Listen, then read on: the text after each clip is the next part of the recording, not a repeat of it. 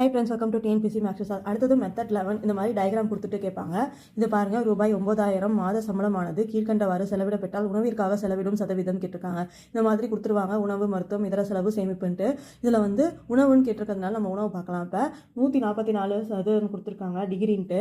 டிகிரின்னு வந்தால் என்ன பண்ணணும்னா ஒன்றும் இல்லை, டிவைடட் பை 360 டிகிரின்னு போடணும். ஏன்னா மொத்தமாக 360 டிகிரின்னு இருக்கும். அதனால் இதுக்கு வந்து 144னா டிவைடட் பை 360 போடணும். இப்போ 144 டிவைடட் பை 360 இன்ட்டு பர்சன்டேஜ் தானே கண்டுபிடிக்கணும், அது இன்ட்டு 100.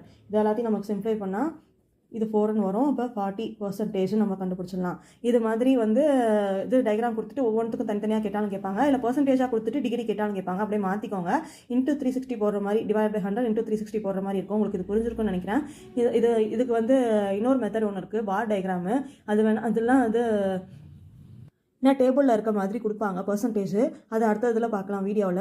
எல்லாரும் புதுச்சேரி ரெக்கமெண்ட்டுக்கு போட்டிருப்பீங்கன்னு நினைக்கிறேன். போடாதவங்க அந்த வீடியோ பார்த்து போடுங்க. எல்லாரும் வால்ட் ரெஜிஸ்ட்ரேஷன் பற்றி மறுபடியும் கேட்குறீங்க. அந்த வீடியோவில் தெளிவாக ஸ்டெப் பை ஸ்டெப்பாக தான் சொல்லியிருப்போம்.